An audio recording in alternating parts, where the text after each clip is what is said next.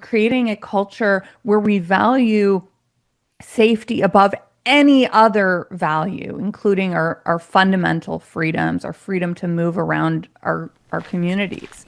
When you describe everything as a safety issue, it means everything can be controlled. Common sense loony, that's my tune, bringing truth to the red and white moon. Personally, I am a man. Welcome to Common Sense Looney. I'm Rex, and today we're looking at the intense wildfire season across Canada. Fires are burning hot, smoke's drifting far, and provinces like Nova Scotia and Newfoundland are putting in strict rules, like big fines or even jail time, for things like entering forests or breaking fire bans. Some call these measures essential for safety. Others see them as going too far. What do you think? Do these restrictions feel right to you, or do you think the government's overreaching? Drop a comment below. Before we get started on this segment is a little bit different than past ones. I'm really trying not to take sides, but understand both sides of the spectrum. As you'll figure out as we move through this story, I am more on the side of freedom. But there are those out there who are firmly believing the government is doing the right thing. So let's try to get to the bottom of this. First off, let's get a clear picture of what's happening. In Newfoundland, hundreds have been ordered to evacuate their homes as several wildfires rage across the province. CTV's Garrett Barry is standing by with more in St. John's, Newfoundland, as that province is dealing with a difficult firefight. So, Garrett, thanks for your time. What's the latest on the wildfire situation in your province? Scott, we're waiting. In about not even this time, we're going to get some more information from officials here at Confederation Building in St. John's. So we're kind of waiting, camped out here. But even here, about 50, maybe 40 to 50 kilometers from the nearest wildfire, you can smell and see the smoke quite clearly out the front door, out of your car, out in the environment. I don't know if my camera's doing a great job of showing just how smoky it is here as wildfires burn, and the wind has picked up a little tiny bit yesterday afternoon into the evening and into today. That's probably not great news for firefighters, nor is the absolute lack of rain in the forecast whatsoever. You can haul up whatever forecast you like. In the coming week, there is no rain to speak of expected over any of the affected wildfires. There are three that are out of control and of most concern to firefighters here. As of early August 2025, Canada's wildfire season is the second worst on record, with about 72,000 square kilometers burned. That's roughly 17.8 million hectares. There are over 400 fires nationwide, with around 95 out of control as of August 6. Provinces like Manitoba, Saskatchewan, and British Columbia are hit hard, with thousands evacuated. Over 31,000 in Manitoba alone, many from First Nations communities like Garden Hill, where one fire has scorched nearly 38,000 hectares. Human activity starts about half of these fires. Things like campfires, ATVs, or even arson. The smoke, it's not stopping at the borders. It's affecting the U.S., with Michigan lawmakers, including 7 Republicans led by Representative John James, demanding Canada step up. They say it's ruining air quality for 69 million Midwest residents and hurting summer vacations. The cause of this poor air quality? The hundreds of wildfires burning across Canada. In fact, Canada has already dealt with 4,000 wildfires this calendar year alone. Macomb County Public Works Commissioner Candice Miller says it's time for the U.S. to step in. This is now the third or fourth summer. So is this going to be the new norm? Is this the way we have to live every summer in pure Michigan? I mean, that's not the correct answer. We have to demand some more aggressive measures to control these wildfires. She released a public letter Friday asking for the U.S. ambassador to Canada, Michigan's own Pete Hoekstra, to step in and work with Canada to help put a stop to the fires because Michigan is getting the brunt of the smoke. U.S. Representative Debbie Dingell agreeing, saying it does not need to become a political issue, but a bipartisan effort between the U.S. and Canada. I would hope that we could work together. They very clearly need better fire management. This isn't a problem that we saw a decade ago, but it is something that we've been seeing in the last couple of years. Manitoba's Premier Wab Kinew pushed back, noting the human cost up here, like 2 deaths in May. Is this season feeling more intense to you? Have you dealt with smoke or evacuations? Share in the comments. What's it like where you are? So, how are the governments handling this? In Nova Scotia, they've banned travel and activities in wooded areas until mid-October, or until conditions improve with rain. That means no hiking, camping outside official sites, fishing, or using vehicles like ATVs in forests on Crown land. Violators face a $25,000 fine. Newfoundland has a province-wide fire ban since July, and they just ramped up penalties. Now up to $150,000 in fines or a year in jail for breaking it, as announced by Premier John Hogan. New Brunswick closed all Crown land too, asking private owners to stay out. The 2023 National Wildfire Strategy talks about prevention, like prescribed burns, but some say it's not rolling out fast enough.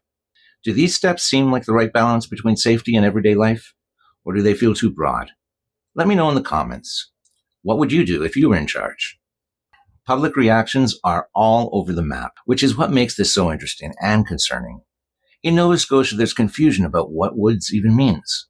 A trail near a road, your cabin property?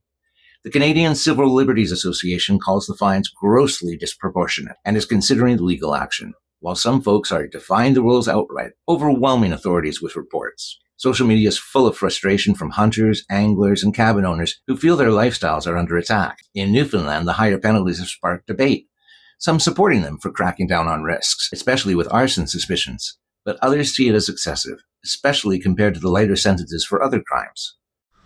A national charity is weighing in on Nova Scotia's restrictions on travel in the woods.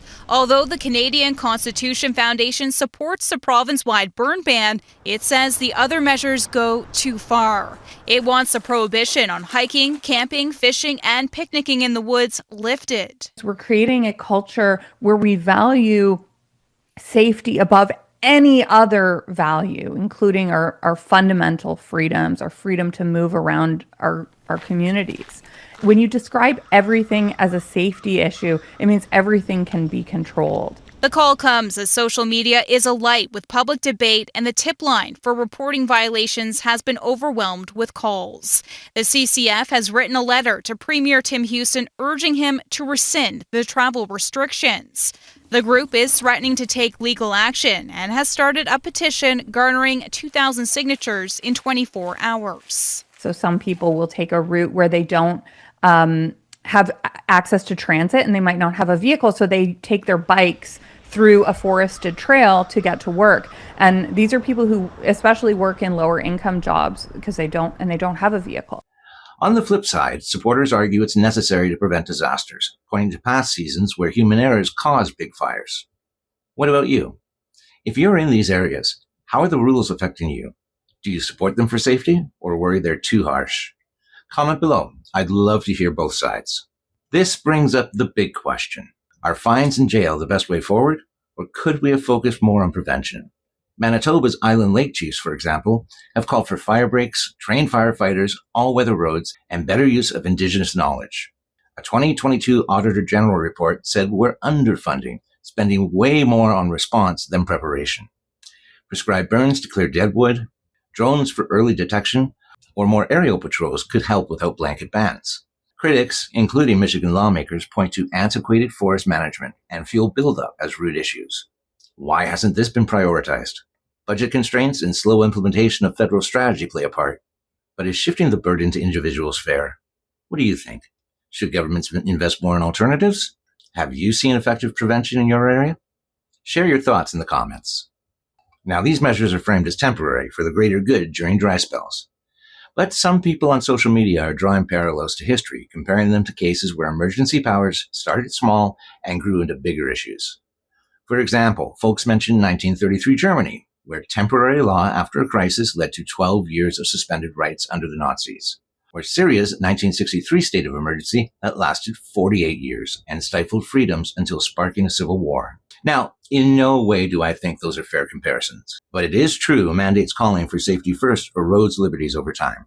Others point to COVID mandates, where restrictions divided communities.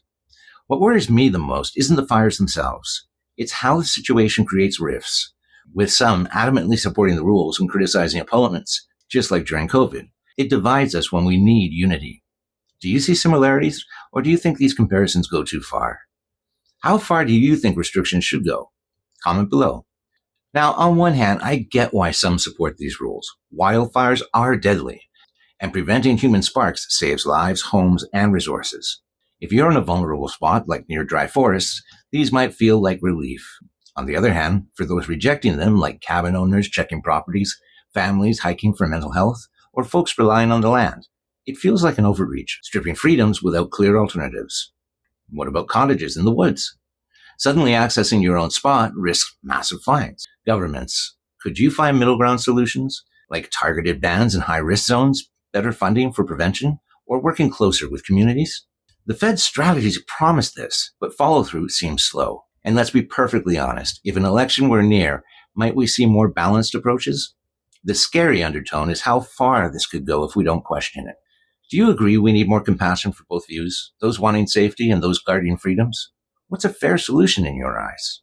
Hit the comments. At the end of the day, wildfires are a shared challenge and we all want safe communities. But how we get there matters, balancing protection with rights, without deepening divides. What really concerns me is seeing people champion government control over freedom while hating on those who question it, like we saw with COVID. Not challenging government and giving them complete control more often than not leads to a very dangerous place. Whatever side of the coin you support, it's your right and I'm not going to attack you for it.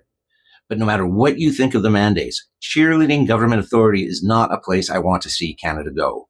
Ever. To the leaders in Ottawa, Halifax, St. John's, and beyond, listen to all sides. First Nations, cabin owners, everyday folks. Invest in prevention so we don't rely on heavy restrictions. And to you, viewers, thanks for watching. What do you think? Support the mandates, oppose them, or somewhere in between? How far is too far? Drop your thoughts below. Let's keep the conversation respectful and open. This is CommonSenseLoonie. Stay strong, stay skeptical, and above all else, stay loony. I'm here to cut through the haze, no disguise. Gonna open your eyes to politicians' lies. Canada's great, but led by wackos, it's true. Time for no nonsense, me and you. I'm the CommonSenseLoonie, hear my call. Ditch bingo night games, we'll fix it all. CommonSenseLoonie, that's my tune. Bringing truth to the red and white moon. Personally, I am a man.